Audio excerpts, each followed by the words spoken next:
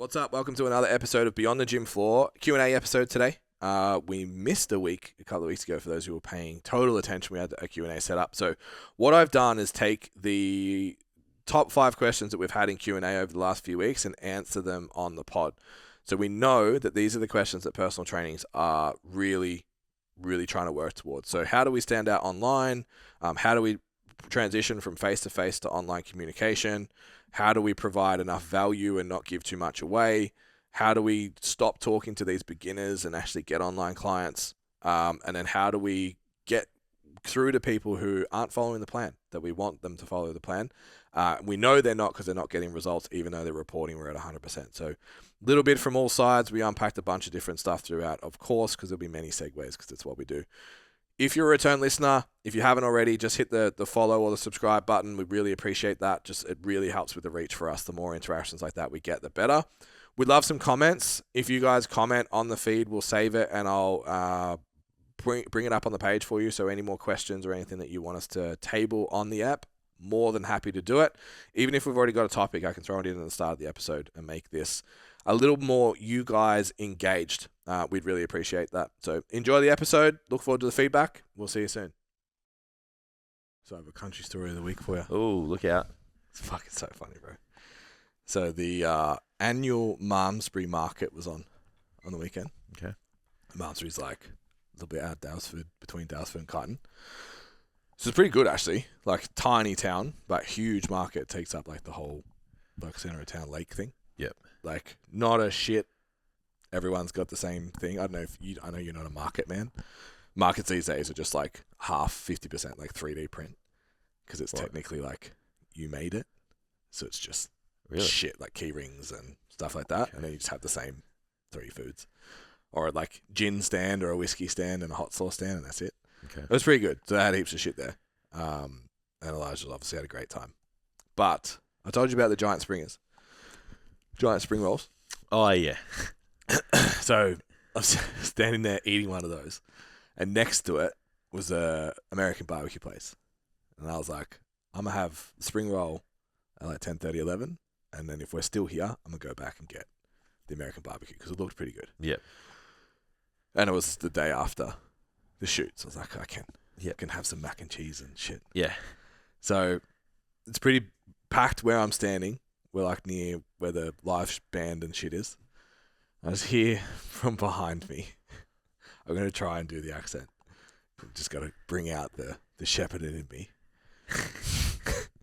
I just hear like a foot behind my head, like right here. Oh, an American barbecue? What's the bloody difference between an American barbecue and an Australian barbecue? Bro, it took everything in me not to just fold in fucking half. It's like, what do you mean? Bros. What do you mean? How are you on this planet and you don't know what those two things are? That's rough. I've turned around, the dude would have been like, I don't know. I felt a bit bad because he had like the walking, let's call him. Hey, he's allowed to, he can say stupid shit and be held accountable, okay? Yeah. I was just like, what that's the not a whole, fuck? That's not a whole pass to say dumb shit. Yeah, so he's probably, I don't know, late 60s, early 70s. Okay. Oh, well then, he's got a little bit of all. But I'm like, how have you not turned on a TV in the last 20 years? Yeah. Oh, like even... Because that's not even just like I've never been to American barbecue. There's Brazilian barbecue, Korean barbecue. Like, it's like, there's lots of barbecues. There's barbecues that aren't just fucking sausages. Like, yeah. I couldn't believe it, man. When you actually think about it, if Australian barbecue was a thing, it's pretty fucking disappointing compared to all the ones sausages and fucking rissoles. All the ones I just stated. Yeah. They're pretty awesome. Sausages and rissoles. That's it. Yeah, there you go. Snagging Bunnings. Yeah. Fuck, I couldn't believe it, man. Because it just like the more I thought layered down, I was like, I can understand someone that lives in the middle of fucking nowhere hasn't been to an American barbecue place. Yeah. Like, I've never had it. I get that's fine. But to not know, like, what grilled smoked meat is, yeah, then that's called American barbecue. I just, it buckled me, man. It buckled well, he's missing out if he doesn't know. Yeah, I've definitely. And I never Clearly got back it's to man who hasn't. Oh, you didn't have any? Nah. Oh, that's disappointing. Nah, it was nap time. I had to go. Kid wouldn't sleep in the Yeah, pram. fair. Yeah. You get about 5 minutes. If he goes to sleep in the pram, you're sweet. If not, just he'll be asleep in 3 seconds in the car. So just eat it. Yeah, we got chicken and chips. Yeah. It was pretty good. Yeah, it's in there. If you ordered chips and gravy from a chicken and chip shop, yep. What do you get? What's coming out? You get chips in a box. In a box, yeah. And you get the gravy on the side. On the side, right? Fucking oath. There's no other way, bro. The only time the gravy goes on the chips is if you're getting it in a combo pack. Like half chicken chips in the pack. Even then, I feel like it should be even more separate because I want to dip my chicken. You have to ask that. You can't make the assumption. Yeah, so I just said, can I have chips and gravy? And I got chips with gravy. Yeah, it's rough. And that was soggy. You just never leave it up to the assumption and you say small gravy. Chips with a small gravy. Yeah. That's the language. I learned my lesson. Yeah. I don't like soggy chips is not it. I want to dip my crispy chip, not eat soggy chips. I don't like soggy like cereal and shit. I try and put minimal water in, or milk, sorry, and then I just keep adding milk. That's strong commitment to the bro diet, man. Yeah. Milk and water on the cereal. Well, I put water in my protein powder, so that's probably where I got that from. Yeah. I'm still a child, apparently. I have milk with my protein. Oh, really? Oh, it depends. Most of the time. So fucking strange. I haven't had milk in my protein. Couldn't even tell you, bro. I just don't think it would be years. Yeah. Yeah. It tastes better. Skim milk. That's why I'm bigger than you, man. Must be. That's the cheat code. Nothing to do with anything else. That's the cheat code. Yeah. Fucking hell. It's just that absorption, bro. Yeah. Remember when back in the day people would be like, oh, you shouldn't heat up your whey because it like ruins it. Denatures the protein shit. And then who said it? I think it was what's Recon guy's name? Damon. Damon. He's like, what happens when you cook a steak? Yeah. And I was like, good point. Yeah, it doesn't that happen in the microwave too? If you cook vegetables in the microwave, it kills on the micronutrients. Yeah. And Subway salad has no micronutrients. Really? Just none. Oh, fucking no. I don't know, bro. Because it's frozen and transported. I don't know. That was the thing. Cool. Yeah. It's like all the shit that people used to just say. Yeah. Zero micronutrients in Subway. It's just like, no, just the bread's really high calorie. That's it. Yeah, I know that. Yeah. Yeah, that's the only but downside to Subway. Subway's fucking lit. It's the best. I love a good sub. It's the best. Yeah. Classic chicken, barbecue sauce. Rolls. Let's go. I'm a big fan of a cold cut. Yeah, of course I love rolls. Yeah, of course you are. Yeah. That's right. Yeah. You being racist, man?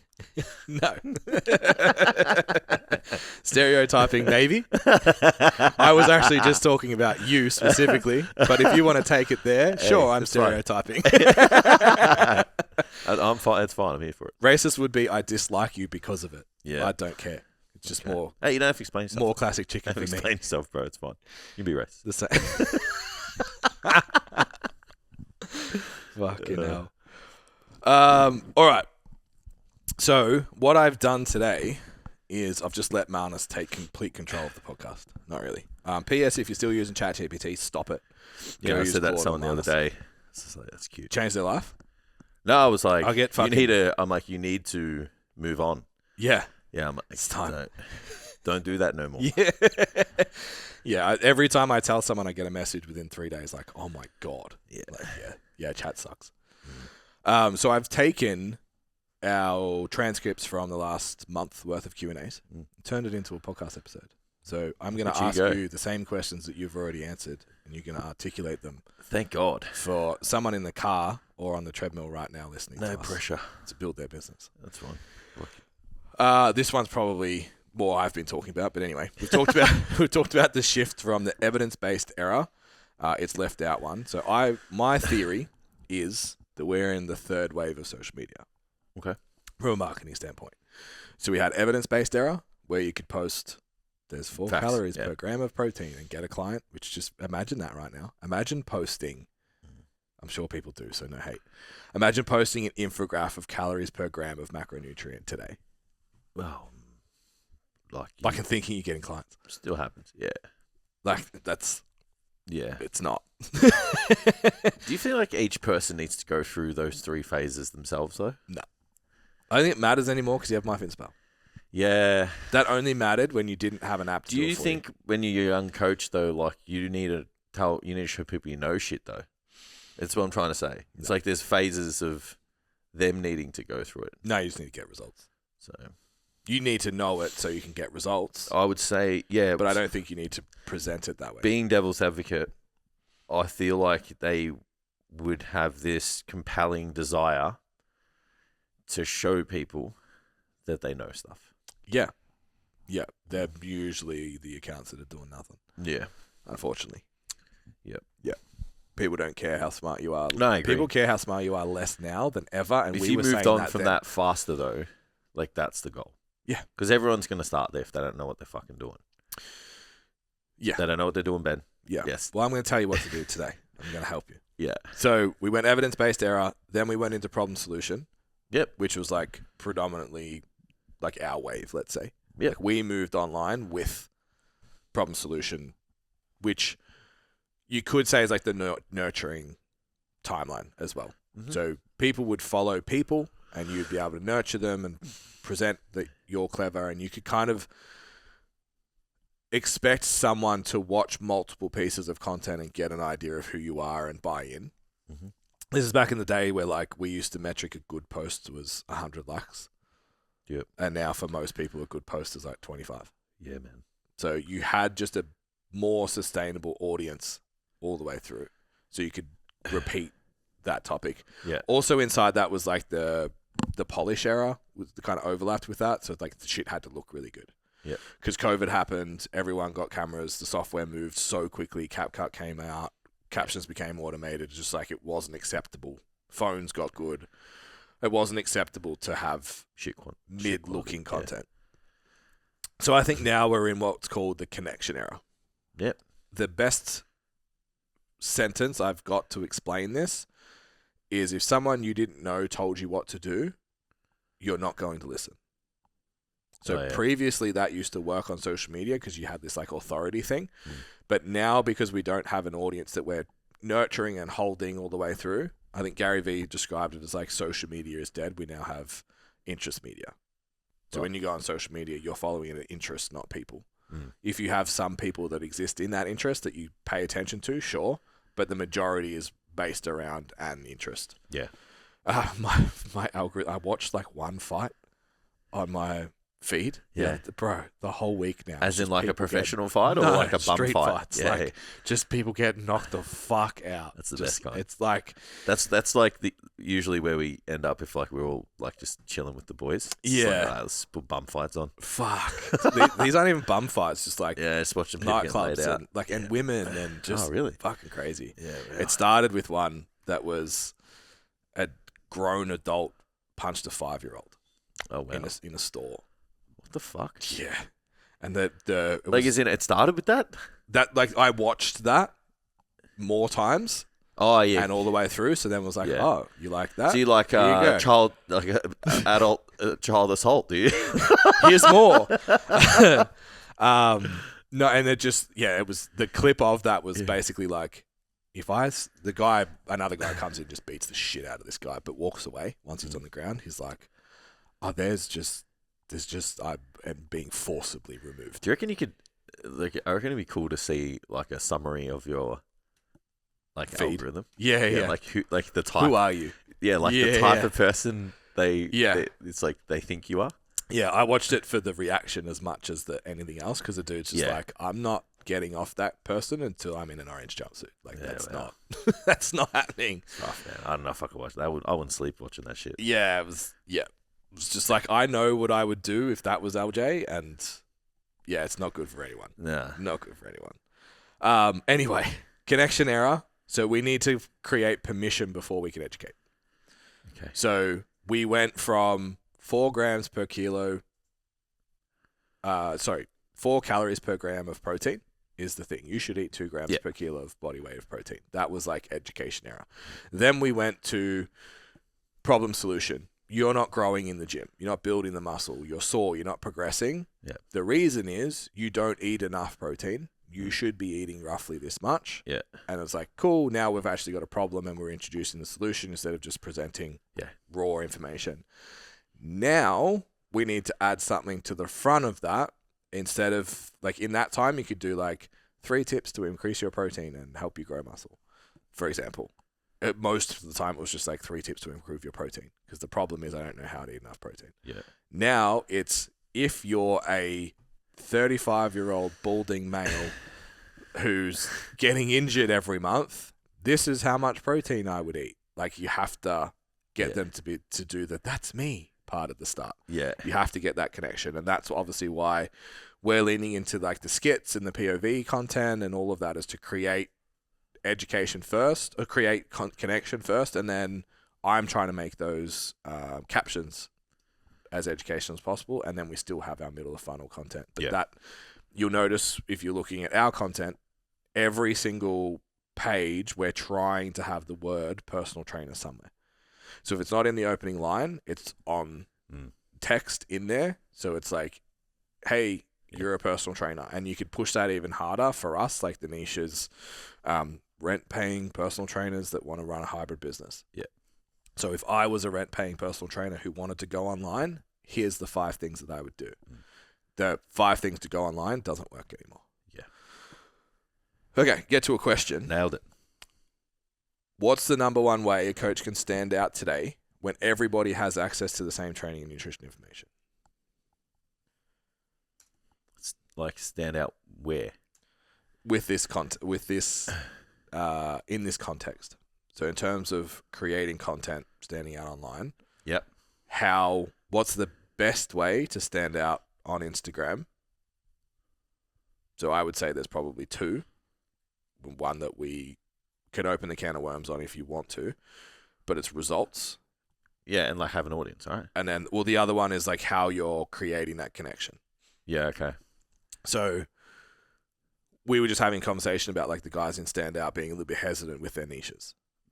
Yeah, being willing to be like, this, I'm locking locking in on double this person. down on it, yeah. So if you're not doing that, then you're just lost in the sea of generic workout advice that no one's really interested in, and the algorithm is too advanced for your content to land and work. Yeah, the audience thing is huge. Like, if you don't know who you're speaking to, like, everything becomes exponentially harder. Yeah. You got to, like everyone has the pushback.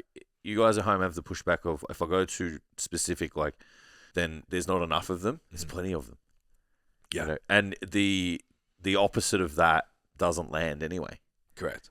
It's not compelling enough. There's not enough connection. Mm-hmm. Like, so there is no it's me. Correct. So you've got to go as far the other way as possible, like as much detail as you can about a specific prospect that you want to work with, so that you create this really good messaging in your content. Yeah. You get really good as well at, like, just everything. Selling, like, servicing the person. Yeah. Like, everything becomes exponentially better. So, yeah, if you're one of those people who thinks, like, broad and general is good, like, go, like, trust me, go the other way, because everything will improve. 100%. Yeah. Do you want to go into, what did you term it as? The results? Results recession. Yeah. Find ways to like, people's ideas of results are skewed a little. Like, they think they need to be, like, really big dramatic transformations. Like, you guys are getting results weekly, and there's a lot of wins to be celebrated, and there's a lot of things that people are going to look at those posts and say that to me again. So there's going to be heaps of connection with those small posts, those small victories. So you've got to be good at documenting them and identifying them and celebrating them. Like, it doesn't always have to be, this person lost 20 kilos, this person got shredded, this person did a photo shoot, like, this person put on this much muscle. It can be, a really intricate thing that you guys were working on together that you had trouble with, in terms of your digestion, your sleep, your hydration, your squat, your hips or whatever. And it's like, you fixed it, or your back pain and in your hip thrust or something along those lines. Like, there's going to be so many people like, I get that. Yeah. Like, that's me. I've been setting up a lot of content calendars lately, and the practical advice I'm giving around this is, if you have a case study a week, and the case study is a deep dive, it's the big substantial change. It's the one you can look at and say, fuck. Like, it's the 10 kilos lost, it's the centimeters, it's the prep, it's the whatever. what was the problem, what did you do, what was the outcome, like deep dive into the whole system. Then I'm looking at client spotlight type content. So what's a minor thing that you may not even got the result yet? This person's presenting with this, so we're doing this, and this is what's happened so far. That's because I'm looking at this again from a marketing standpoint. Your goal is connection again. So you want as many people in your feed as possible that someone lands on your page, which is, in my opinion, the primary objective with content right now, is getting new faces to your profile. That comes before the nurturing element. Yeah. Because I think nurturing is really challenging. So you're looking to get new people in to get quick exposure and then download our DM strategy and convert them into Find clients. something with value, So the client spotlight, what you're doing there is like, this person looks like you, feels like you, and I'm fixing the problem, and I work with people like you. Yeah. And that's what you're trying to create with that. So like you said, it doesn't have to be. And if you don't have many case studies, do one a fortnight. Yeah. And then just get better at it. Like make it a priority to be able to broadcast your results. Like I feel like too many people just don't have that as a priority. Like you won't survive online, I'm telling you. Yeah. Like people won't work with you beyond the minimum term because they're just not getting what they want. So if you don't have this mindset of like, I have to get results, I have to breed results as a culture. Yeah. Like it's going to be hard to bring people in. It's going to be hard to keep people on the other side. Especially when things get quiet. That's when you'll see the pullback the most. Yeah. And everybody, like even though they're not predictable, like everyone loves a good referral. And if you're not getting any referrals, like it's usually an indication that you're not having, a great client experience. Yeah. And if you got, X marketing or lead acquisition strategies happening here, it's always nice when like sometimes those things need a little bit more time to kick off, or you have a bit of a slow week. It's like, oh, so and so sent me over here to work with you, because they're really happy. So you still want to have that element, but I just don't really feel like people are driving the results. Yeah, agreed. And you have to set up your business model to be able to capture it too, which is something I was guilty of for a little bit. Yeah. I was getting them, but then I was like, I need to tell a story. And it's like, where's all the data? Yeah. Where's the pictures? Where's this? It's just like, it's hard to showcase it because I'm not collecting it effectively enough. It wasn't necessarily even that I wasn't getting them. Yeah. I wasn't prioritizing being able to showcase it at the end. Yeah. Yeah. All right. Moving into nutrition. And we're going to ask this a couple of layers. So the realization that face-to-face Gen Pop clients rarely going to stick to structured meal plans. I would argue any client anywhere. Like athletes are, it can be just as bad. First layer, is it worth going to get a nutrition qualification in the current environment? You would, who yes, who no? I would say, it's valuable. Can you get away with working with the general population without it for a period of time? Absolutely. Yeah. Why is it valuable? It gives you more scope to work with. Yeah. More skills, more tools. And I think that's valuable. So more skills in working with someone who doesn't have a meal plan, because I think that's what people attribute their nutrition qual is going to be. Is like, that means I can write nutrition plans for people, and then because I can write nutrition plans for people, I'll get better results. Well, as soon as you start talking in amounts and timings, like that's nutrition coaching anyway. So it. Like I said, once you have the qualification, like they're the skills that you would need to move on to somebody else. Like you're not necessarily saying to this person like, hey, eat 15 of these foods on a piece of paper, but you're going to be like, hey, you should eat 200 grams of protein a day, and this is what 30 grams of protein looks like, and you probably should have that either pre or post workout, depending on when you train and stuff. So it gives you a lot of scope to do that with people and really individualize their days. So there's a bit of value to that, but yeah, like is it the anchor that's holding you back from getting results with 99% of the population who just want to lose weight? Absolutely not. Yeah. It's like most of them just need to change their habits, change their food choices, and be consistent with the meal structure and move more. So yes, you would still go do it because it gives you more scope. I think it also gives you a better eye. If the course is good, gives you a better eye for critical thinking. You don't want to be the trainer that's falling into fads, that's prescribing fads to clients. A, it's outside your scope. B, it's not going to work. Yeah. And that's just typically a lack of understanding of fundamentals of nutrition. Absolutely. It's always a lack of education when you move for fads. So yeah, with whatever. So regardless of whether I've got a qualification or not, an alternative approach to structured meal plans, what would you recommend a trainer does that still gets results? I would say, like, are you saying, like, how do I coach this person with their nutrition without having a nutrition qualification? Is that what you're saying? So we've accepted that Gen Pop aren't going to follow a meal plan, so how do I get results? Yeah, so I would, again, work on the spectrum of nutrition coaching and go, okay, well, what does the person who knows the least amount need to know first, and what's the totem pole of importance? So, as I mentioned before, I think, the choices of the foods and the frequency and the timing of them are pretty valuable at the start, because those things are going to reduce the overall energy intake for most people who are overweight and know nothing about nutrition. If you look at it, you can sit there and be like, this is what a plate of food looks like, and these are the groups where you need to get your foods from, or typically get your foods from. Again, working around the language there. Yep. And then, you would have to get to a point with somebody, though, where portion control is going to be a little bit more minute, like a little bit more, kind of refined. So then you would be setting macros and timings and all those kinds of things. So for a practical application for us, we obviously have a face-to-face team. I think there's currently like what are we? I think it's close to 100 sessions going on at the moment. Yeah. Entry level is precision nutrition style hand plan. Yep. Portion size guide. This much protein, this much carb, this much fat, this much vegetable spinning per meals, day. Small and large person. Correct. Yeah. Distributed. And then the next stage from that is most people will either move into a macro prescription, or we have like a flexi meal plan where it's like pick a breakfast, pick a snack, pick a dessert, and then your two main meals are figured out in amounts and stuff for you. You do need a qualification to do that. You can buy ours. It's on the website. Just send me a DM and I'll send you the link.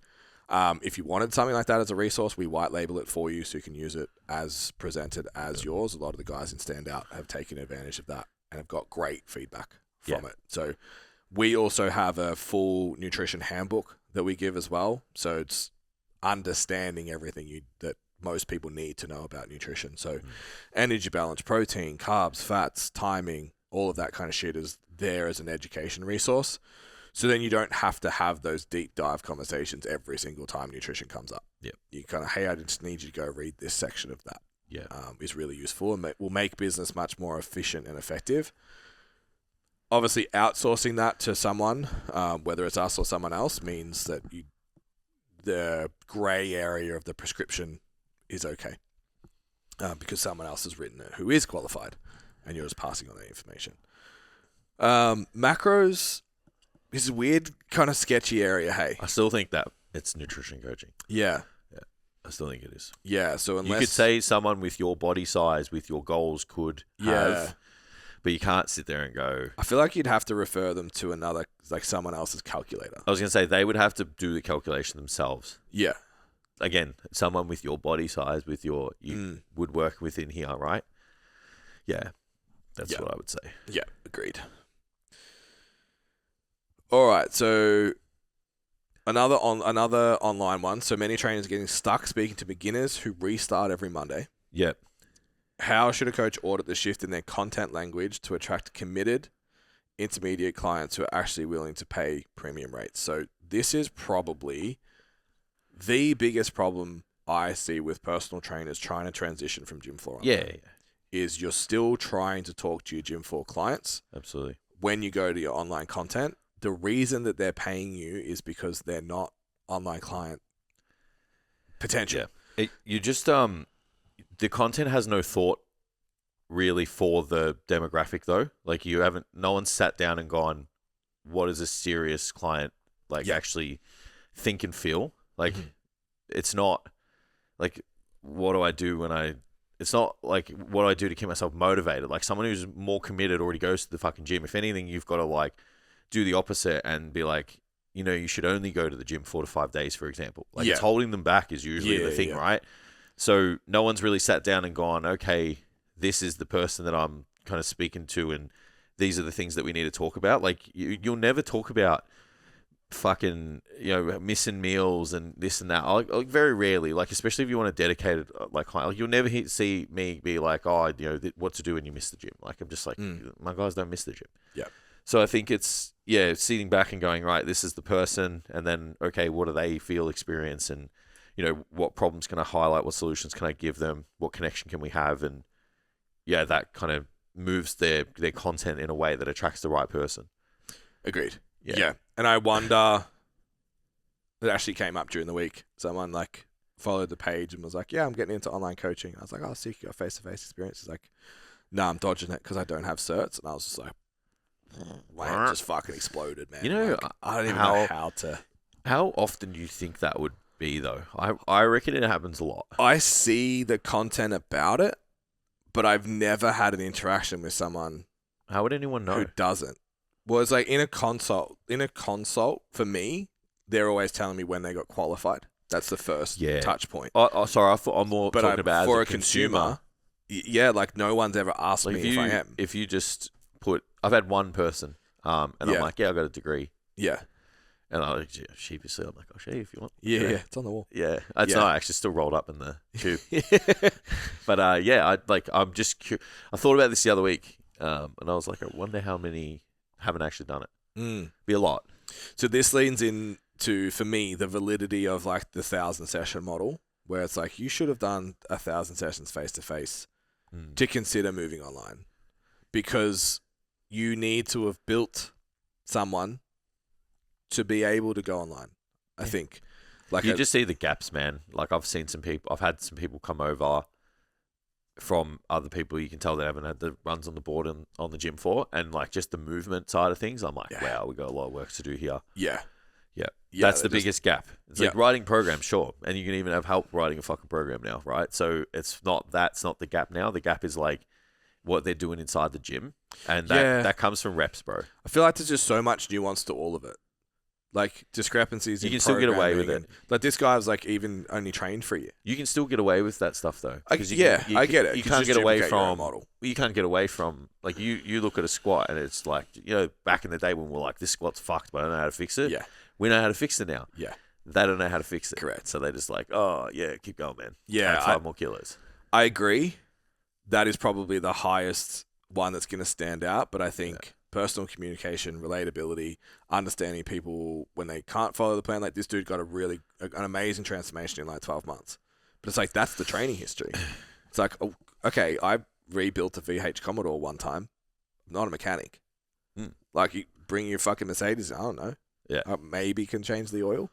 Yeah. You know what I mean? Yeah, absolutely, yeah. But I'm not fucked with anything else. Yeah, So it's agreed. I know how to work on that car.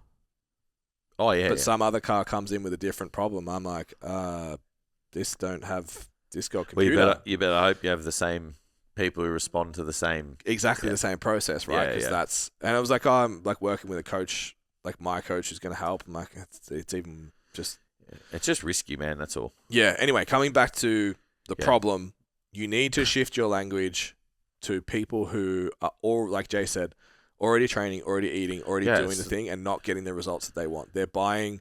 If you ask your face-to-face clients, would you spend $60, $70, $80, $90, $100 a week on online coaching, and then ask them what they think that is? And it's what you get is a program and a nutrition plan and a 5 to 10 minute Loom video a week. And we're like, no. No fucking way. I need someone to be the gym. I like the relationship. I need to make sure my form's okay. Yeah. I need this. I need that. I need this. The person that is going to pay that price is buying the outcome for the thing. So they're bypassing all the emotional time and effort and shit. Yeah, and I'm actually would be annoyed if I had to go see someone. It's fucking inconvenient. I just want the outcome. So how do I do that? Yeah. So you have to start talking at that language. And where I was going with the 1,000-day thing is that allows, hopefully, for you to at least build someone to be self-sufficient. And it's what problems do they have now? What are they asking about? What are they concerned about? What are they working on? Yeah. To be fair, a lot of people in that face-to-face environment will just always be face-to-face clients. Of course. They won't even make that next step. So could be you 2 years ago, could be whatever, but you have to build a profile and speak to someone who's already doing the fucking thing, because they're the only people that are going to value the service. Yeah. Yeah, and you need to sell a method. Not a... you can't break things into individual isolated events. Like you need to sell like your way of doing everything, your way of communicating, your way of accountability, your way of support, your way of training, your way of nutrition, your way of getting results, your way. It's a method that you do. Yeah. If that doesn't sink in and you can't put that together, like you're going to struggle. Which you need to put runs on the board face to face first, right? To find your method. Well, you got to get results, so you need to know how you do that. Yeah. All right, transitioning from face to face to online, so moving to like hybrid. How do you prevent like a perceived value gap? Make the services different, very, very different. I don't like the idea of this overlap between face to face and online. I don't think it needs to happen. Like I mentioned it the other day, if someone's paying you for your time, and that should be the highest level of service that you get, why should you add more like work outside of the gym when you can do it inside that session? Like Talking about check-ins. Well, everything. Yeah. I just don't understand it. I don't understand like the person's, you've got an hour a week or 2 hours a week with this person, get everything done within the 2 hours. Like it's also almost instant in terms of like discussion. You don't have to wait for them to receive it, wait for them to reply back. Like, everything should be done, as much as possible inside the session. How do you balance the standard of, say, a 45-minute session, $90, someone charging 70, 80, 90 online? How do you balance that? What do you mean balance it, though? Well, how do you justify that?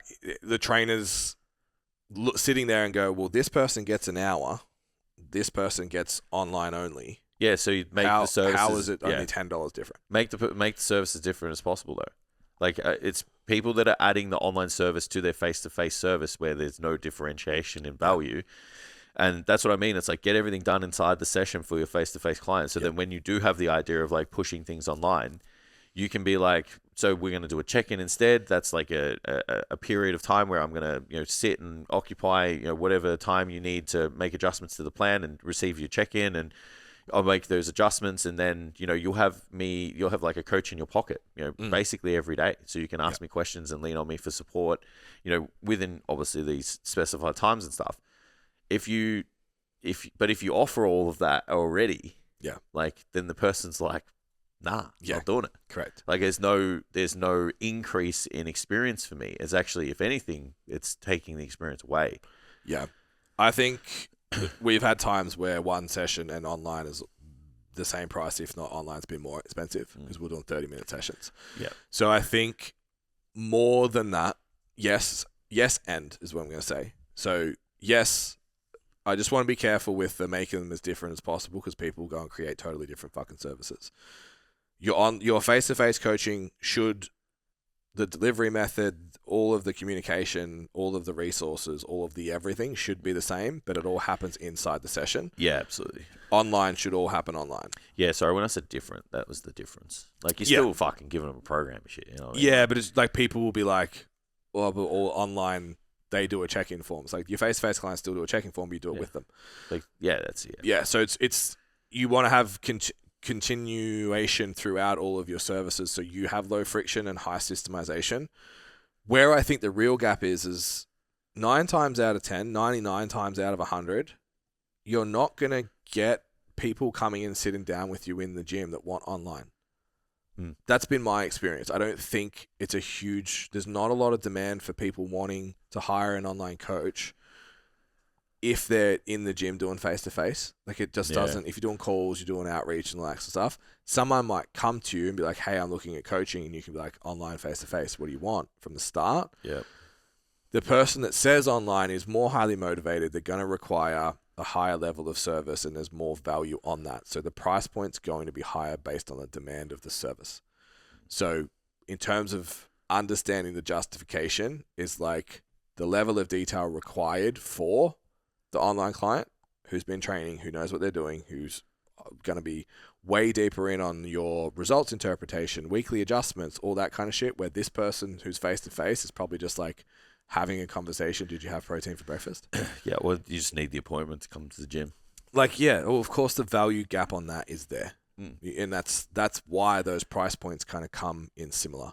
Yeah. So sitting with that is an understanding that's important, I think, if you want to transition. Just give that a flip.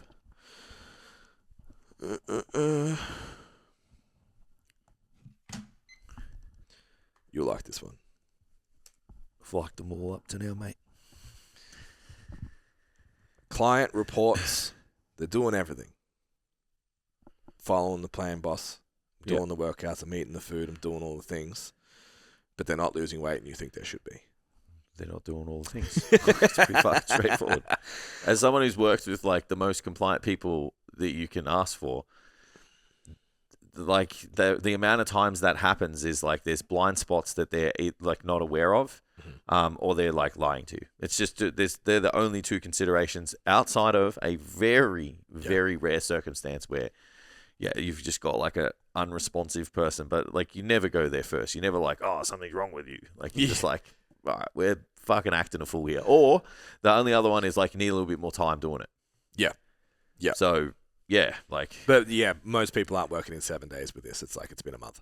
Yeah, then you're like, come on, man. Like let's put everything under a microscope for a bit, and there's going to be some gaps there. How do you have breached that conversation with the client?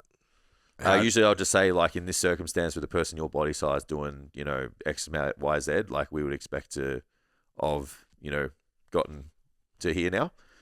So we need to find out, why that's not happening. And there's most likely some blind spots that we're unaware of. Yeah. And they could be in your nutrition. It could be here. They could be there. And then you're just doubling down on like what's going to move the needle the most. Most of the time it's their diet. Yeah. And like, I think the way you've communicated that's important. It's like, this is probably unintentional that you're fucking this up. Yeah. You're fucking it up. Especially if they're like, I don't know why. I'm like, all right, well, if you say that and you wholeheartedly mean it, you're making a mistake. And we've seen it in the past. You do audits on things and I'm like, hey, like this is 350 calories. Yeah. This one thing you're having, and you had two of them. I had one recently that like changed the meat that they were buying. Yeah. To a cheaper one, and it was like just the fat went. Yeah, that's it. And they didn't realize because 150 calories today. Still tracking the old meat, so correct. It makes a big difference. Yeah, so all that stuff, like you just try and in that instance, like what I be doing is trying to pull, like out the variability, make everything as similar as possible. I know people don't like that, but it's like that's the only weapon you have against something that's like when there's no shifts. I'm like, try and eat the same thing every day. Try and eat at the same time every day. Try and fucking do everything as similar as possible because you'll have the best idea of, what's not moving and why. Yeah, I agree. Yeah, I know a lot of people will be like, oh, well, that's a bit much. And it's like, well, tell me another solution. Yeah, and it's only for a short term. Yeah, that's it. And it's a useful lesson that you could probably use forever. Like, I remember transitioning into macro coaching, and I was like, everyone needs to fucking do this for a bit. Obviously, now the people I work with now all do it by design. But when I was working with more Gen Pop and bringing them into that athletic population space, it was like everyone needs to do this for a bit because you need to understand what that fucking Dare iced coffee actually does to your day. Yeah. And those the things that you think are healthy or that you think are protein or you think are whatever, like it's a fucking way better than reading any book about nutrition. Is just let it happen in front of you. The last thing I'd say is a lot of people don't understand the standards that are required for the results that they want. Yeah. So their idea of 95%, 80%, it's funny because it can go two ways. I called out one of my boys. I'm like, bro, you had one bad workout and it was a 6 out of 10. Like for the training for the week. Yeah. I'm like, that's bullshit. Yeah. So I'm like, I'm going to call you out on that. Yeah. But then you go the other way and people are like, oh, my nutrition was like 95%. And it's like, 95% would suggest one meal. Yeah. And even then it would be still within reason. Like, it's just like one meal you haven't kind of tracked. It's not like, oh, I went to Nonna's and just fucking went ham, Like, so I would say also you really want it to be crystal clear. This is everything that's expected of you for the result. I say that because I've had some really productive conversations in the last month with a few people, and I'm just like, if you lock the fuck in on 7 days on this and tell me it doesn't work, then we can wholeheartedly say there's something wrong with you. Yeah. And then, it's like, I lost 1.5 kilos. Like, of course you did. Yeah. Like, Surprise. you're not different. Yeah. Like, most of you aren't different. Like, you're not broken, like the internet would suggest. Yeah. So, so knowing the standard. And that's our job, is to show them. Yeah. Agreed. Yeah. Cool. That was fun. Yeah, man. I've still got another 5, of course. Sick. So we'll pocket this. Q&A is always do run. this again. Unless you and I just need to talk faster. Yeah. More clear. Yeah. So if you got some value out of that, let us know. We'd love to hear. And if you want your Q's aid, send them in. We'll happily put them, even at the start of an episode or whatever, before we go into a topic. Happy to do that every week.